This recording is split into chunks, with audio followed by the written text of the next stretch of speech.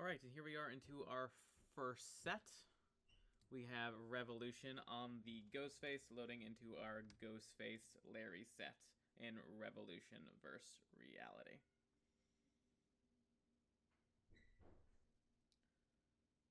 Hold on. I believe that this is... It's fine. I believe the scoring overlay in the top left corner is wrong for now. That will be addressed. In the meantime, please note that that is inaccurate. So starting off, we have our killer looking for survivors. Has not been able to find anyone yet. Almost halfway through Corrupt here, and we have found our first survivor, the Claudette.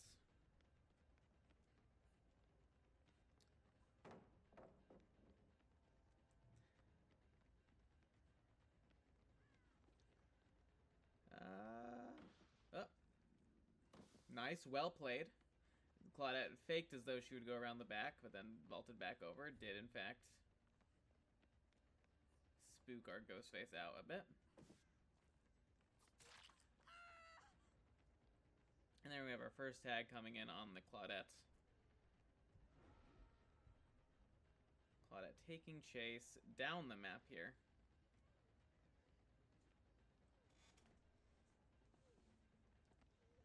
Playing an edge map filler, and does go down underneath the pallet, and I don't believe we'll have anywhere for the stun. So we have our first down.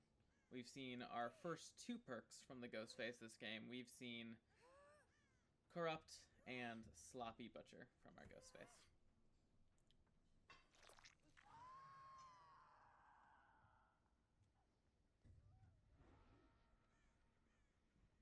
We have a lot of progress on this gen here, but hopefully it's been called out. Yes, it has been. Our ace was aware. We got a little bit of stalk progress on the ace. And we get a pull on the Claudettes. At this point, there's been no gen completed. And we see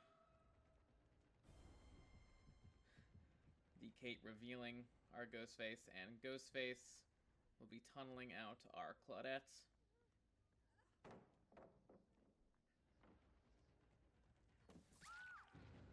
And that is, we see our third perk this game, Eruption, hitting the ace. But we see our first gen pop. That's lovely.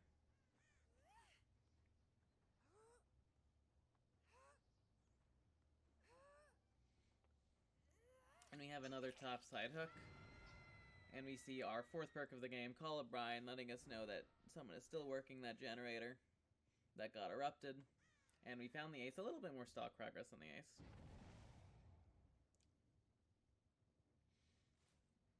I forgive my unfamiliarity with add-ons, but I know the purple add-on there will speed Ghostface up after he gets an exposure. And there we see the 10% haste afterwards. He's going to leave ace exposed here, and that will mean that ace can't go to help with a double, or if he does go help with a double, he will be going down for it. Do we have people coming to pull? That's a tag on the Nia. We'll probably be going to trade on the hook. And that is a down. Will we be slugging or taking our hook? No, we're slugging to try to get a kill on Skyline here, our Claudette. But she should make it to this pallet, yeah. And as long as she takes this all the way down the map here, we should be able to pop a gen topside for this. There should be enough here to have a decent chase. And right now, I'm liking where these survivors are at. We get the pallet.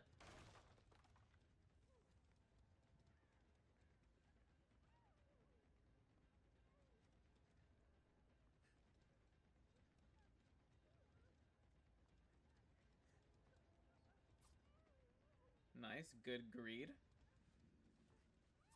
And a good little crouch mind game. Well played. But that should be something popping topside if I had to guess. It will take a while for our Ghostface to get all the way topside. Yeah, I do expect that if either... Yeah, ooh. Depends what they were working topside. Hopefully it wasn't just this. There should be something popping right now. Because if they were doubled there... it's tricky. A little bit of stock progress on the ace again.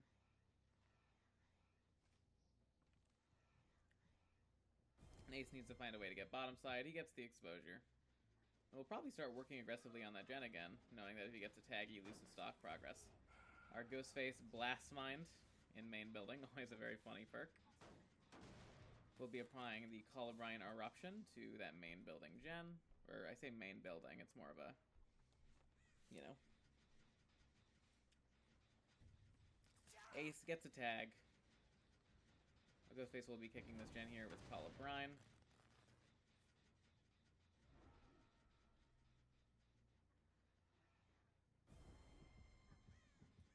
And we know where all 3 of our survivors are. This is another free tag coming out for a Ghostface. And this Ghostface, I think, will be eating all of this topside progress.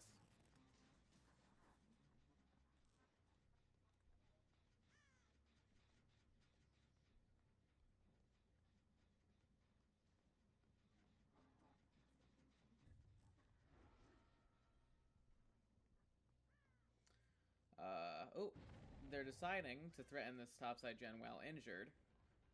Because, I mean, I assume they know there's Colubrine Eruption. They need to just think faster never with a 3v1. We see Invincible getting mind-gamed at the God Palette. Very unfortunate misplay from our ace here.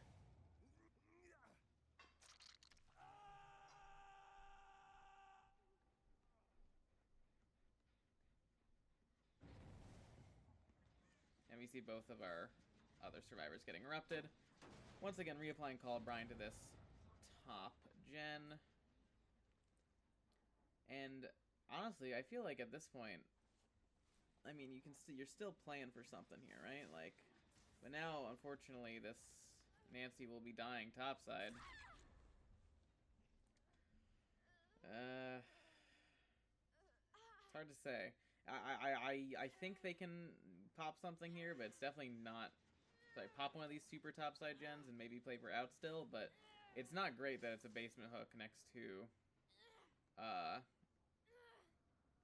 an active generator. Right, next to both of the active generators with Colubrine and Eruption. And every time he gets a tag, it's a sloppy reset. So yeah, at this point, this is very good for a killer. Very good spot. I'd really love to be this Ghostface right now.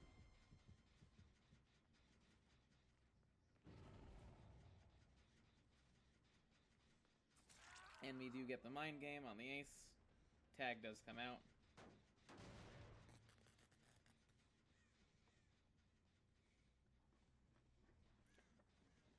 And we see this gen has been thoroughly eaten by Colubrine.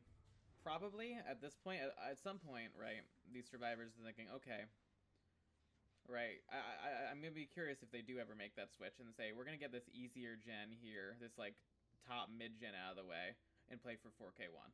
Right now, they're still playing like they're playing for outs, which I think they still can be. And here we have Sloppy regression coming from the hemorrhage of Sloppy. This heal is now regressing, and it's probably almost fully regressed by now. All that heal progress gone. But yeah, as I was saying, at some point, this game will get so bad that the survivors aren't playing out for outs anymore. And that's another eruption, failed to be called. No, a gen that might have had a lot of progress topside is now going to be regressing. And with somebody, you know, there, not unable to work on it. That was a very unfortunate eruption that could have been avoided. See, at this point, I would solidly say, you know, with potentially another easy tunnel out for our Ghostface in the form of the Nancy here. I think our survivors need to just pop one more gen and make this a 4K1. And maybe have some kind of hatch game plan later. Getting a lot of stock on these survivors, so if they do reset later, he doesn't mind that much. Particularly on the ace, almost fully 99'd. And I'm curious why our Ghostface is looking over here.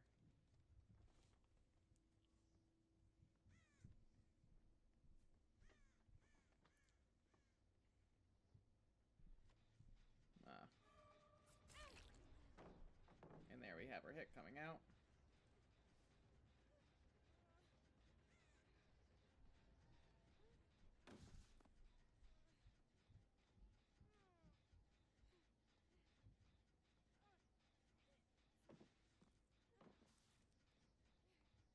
very, very well played by this K tier, giving them time to reset. But no matter what, eventually this K will get down tier. And hopefully gives them their teammates enough time to do gens, but it will be a bad spot to go down. No matter what. Breaking. Lovely. Ghostface knowing that he was outplayed too long at that pallet. And that he needs to let the Kate go down the map a little bit. Our Kate is running upstairs here. She should make it. Oh, she makes it to this first window. Nice. And she'll make it back to this window. Nope. He abandons his chase knowing the strength of Larry's main building. And another tag coming out on our ace. I'm surprised he didn't elect to expose our ace there. I think he would have had enough of a chance to. But it doesn't matter. Our ace does give a pretty fast-shaped chase topside. Doesn't actually use the opportunity to run down the map, unfortunately. Instead gives Ghostface the hook topside that he wanted to give. Sorry, that he wanted to get. So yeah, at this point, I would 100% say that the Survivor's biggest priority right now is to pop that top mid-gen that Ghostface isn't, you know, paying as much attention to right now, and try to make this a 4K1 instead of a 4K2. And that is a whiffed M1, but I still think our Kate should be going down here. That's an eruption hitting that topside gen. And maybe they're playing now to... Okay, nope, they still get the pull. Maybe they were... I was thinking they were playing now to let Kate bleed and get one out through hatch or something, but... yeah. Nope, that's ace scene. And here is the Nancy. Giving a tag.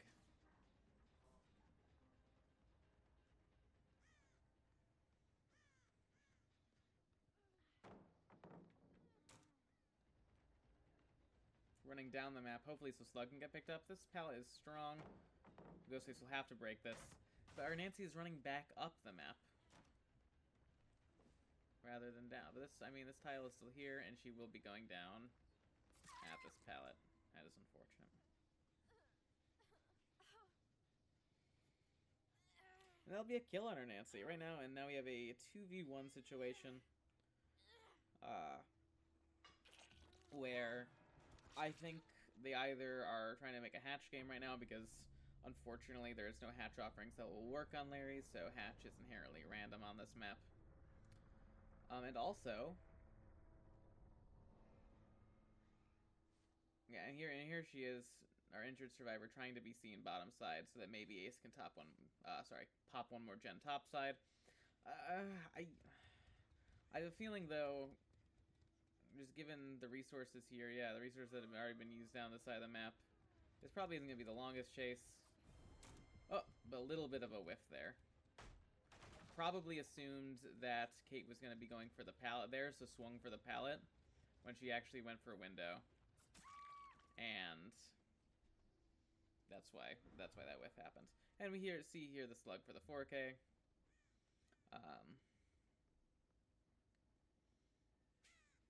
Our killer not minding the potential of a bleed out on the Kates because, thankfully, in Entity's Arena rule set, bleed outs are worth full points. So, Ghostface has the full bleed out timer to try and find this ace.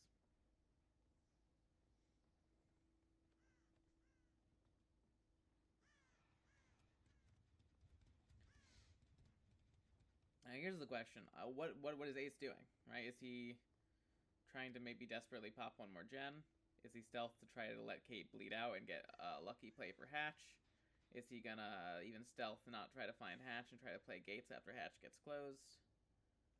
I wonder what Ace's plan is here.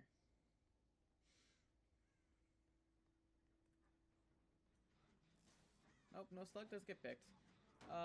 Colubrine regression will start on this top mid gen.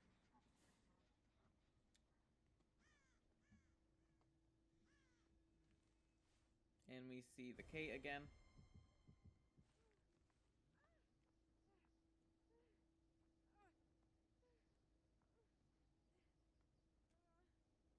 Kate's Still here. And our Ghostface does get the swing through the pallet.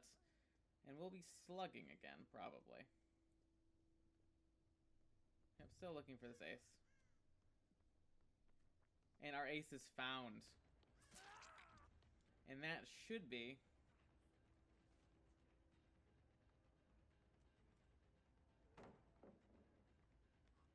our 4K at 1.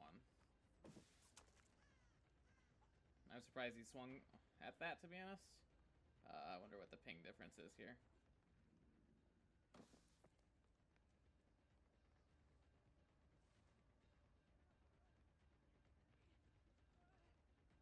Nice. Maybe our ace is playing for a pickup on our slug? Yeah, he is. Well, our slug does go down again, unfortunately. But it does give ace a little bit of extra distance. And we do still have this god palette that got unused. And Ghostface will have to break. So this is looking like it's going to be a 4K2, right? I mean, obviously, they're trying desperately to make it not one, but writing on the walls 4K2. That is going to be a pretty difficult result for reality to match his killer. And this should be the down coming out here. Nope. Actually, it makes the pallet. Maybe the plan now is to outrun the bleed out timer and hope for a hatch play. It's possible that that's the plan. It's honestly not the worst plan, but... yeah. He knows he can just hook the ace here and let the K bleed out.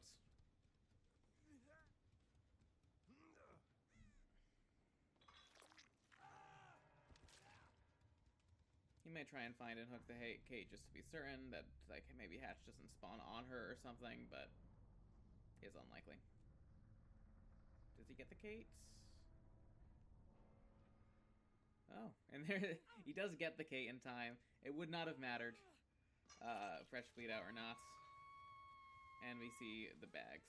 And we actually heard Hatch opening, too. Yeah, if Kat, you know, it's funny to think about it, but if Kate had just crawled to a different... and obviously Kate had no way to know this, but if Kate had just happened to crawl to a different place, she could have just made it out through Hatch. There is definitely that big element of RNG involved with Ghostface Larry's. Anyways, that is the first half of our Ghostface Larry set. We'll see you for the second half momentarily. Alright, goodbye. Alright, sorry for the delay. Here we are with Ghostface Larry's reality on the killer. This time, we see no corrupt, which is definitely a difference to the other Ghostface builds immediately. The result reality needs for a draw on this Ghostface game is a 4K2. To win, they need a 4K3, and anything worse than 4K2, like a 4K1, will still lose the Ghostface set. Going for stalk instead of a tag is an interesting choice, but especially when running sloppy, but that's okay. I think it's a good choice. So now we have our survivor zoned. And we have smash hits on our Jake. And he'll make it to this pallet. I wonder if somebody's going to be coming to help this Jake soon, because this Jake does have quite a... yeah, no. That nobody coming to help the Jake. That is our first down almost immediately. Very, very fast, very, very good first down, and we see our hook in main to start with. Oh, and basement, too. We have basement in our main building. A little bit of stock on the Claudette, and we see our first perk of the game, Sloppy Butcher, on the Jake.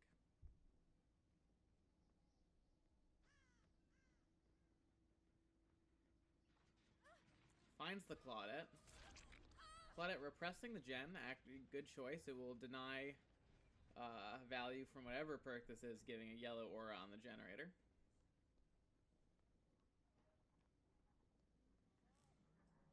One sloppy tag given to Claudette. See scratches by the hook. And our Ghostface will be staying at the top of this basement stairs and securing the second on Jake. And figuring that, you know, that Claudia repressed herself on that gen is basically a free deadlock. She can't work on that. She has to go get reset, right?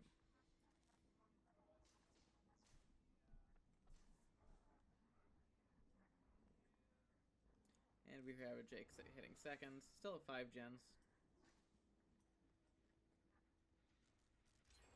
And we see our first pop of the game.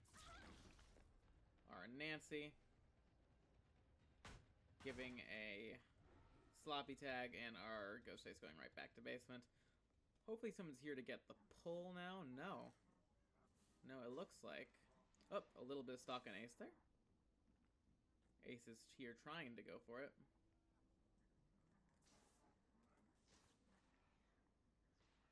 Ace giving a little bit of stock. I've had a feeling, based on how many times he's seen the Ghostface, Ace probably thinks he's more stocked than he actually is, right? So that could be useful information to keep in mind.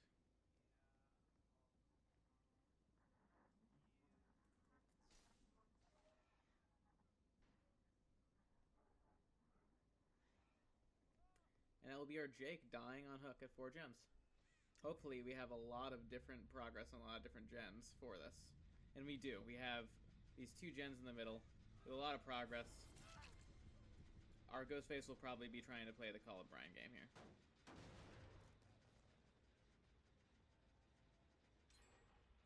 Oh, yeah, we have a lot of gens with a lot of progress. This mid-gen still has a lot of progress. Call of Brian game will probably be played here. Now, for Revolution to get their draw condition, they just need to pop 1 more gen, which looks like it's going to happen. So I think reality here is trying to play for a draw on the Ghostface set and 4K2 as their best possible result. Right?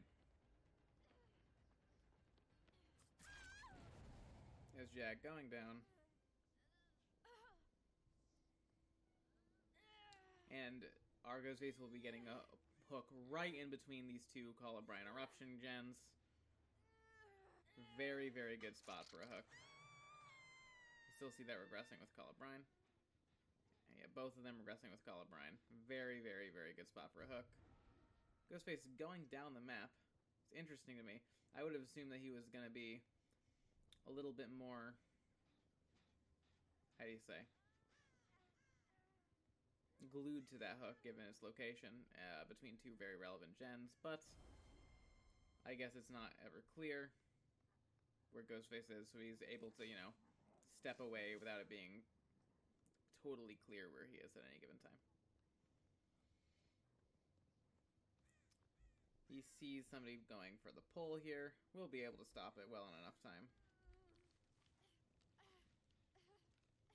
And our Ghostface should be able to take a second stage on our Nancy.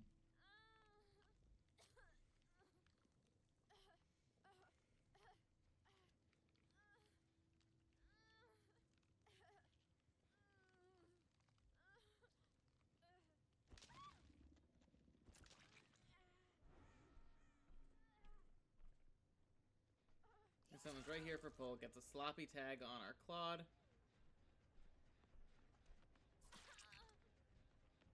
Oh, our Nancy, our Death Hook, playing this pallet down. I bet Ace is working somewhere desperately trying to make sure they get the tie results of a 4K at 2.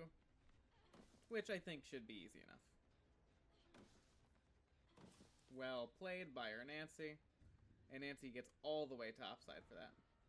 Now, if our Ghostface is actually playing for 4K3, he probably has to leave this.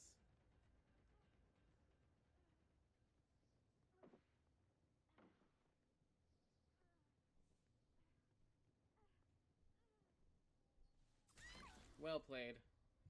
And do we see a gen pop for it? Probably, if I had to guess. If we don't, and Ghostface can get to whatever gen is being worked on here, then we can see our Ghostface winning this set.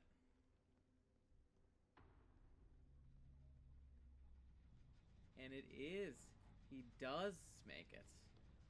He gets a tag on... No, he doesn't get a tag. Plays for stock on Ace.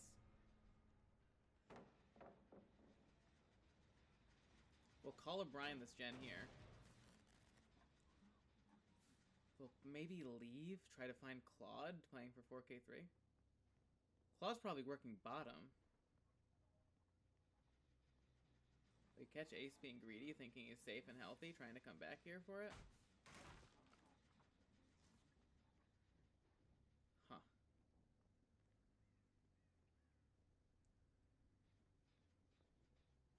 No, I think the scratches were actually going up top again.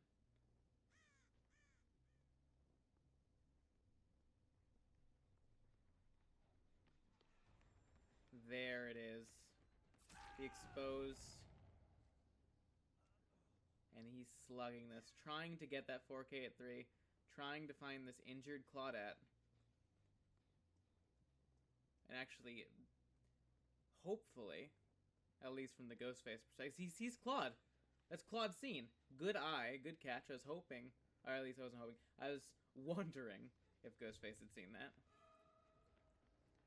I say you just get this pallet thrown while the Claudette zones herself edge map. And you just...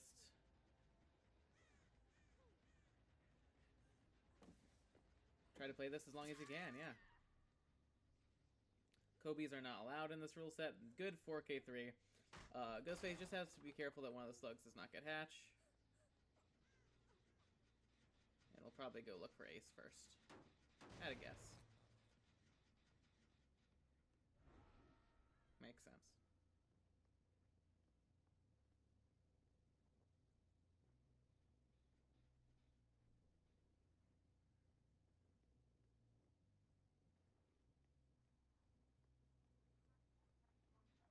So yeah, that is 4K3. That it will be reality unless something crazy happens and, you know, hatch spawns on one of the slugs.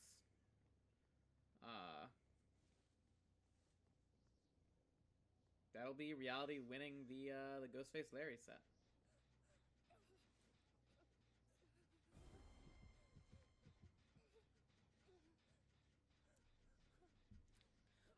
So going forward, I believe this next set is an artist set.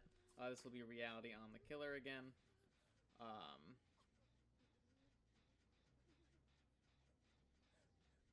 Reality on killer, playing artist. Yeah, I'm looking forward to seeing that because the Ghostface set was pretty exciting. Very killer dominated set. I was definitely not expecting to see a 4K2. I mean, obviously I wouldn't say anything, but you know, seeing a 4K2 happen, I'm simply assuming the team that got 4K'd is not going to be able to win, right? When the other team's win condition is just pop 4 gens, but you know, well played by Axe, Reality's killer. If the artist set does draw, or sorry, actually, no matter what, now that there is a drawn sets, regardless, we will be going into our tiebreaker set, which is a Deathslinger Wrecker set after the artist set on ARP. And yeah.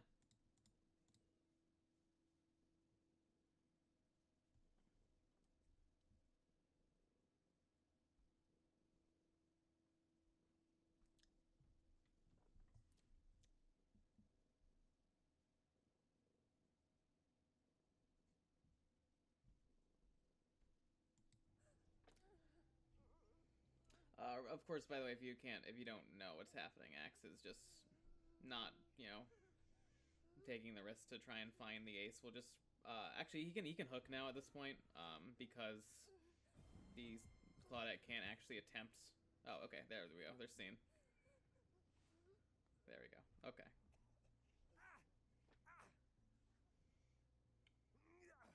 But he could have hooked the Claude at any point over the past minute, just because they're both fresh hook survivors and they can't actually attempt on hook in the A rule set.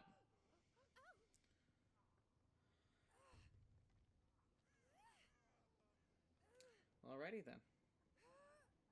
That will be us moving on to our artist set now. See you in the second set.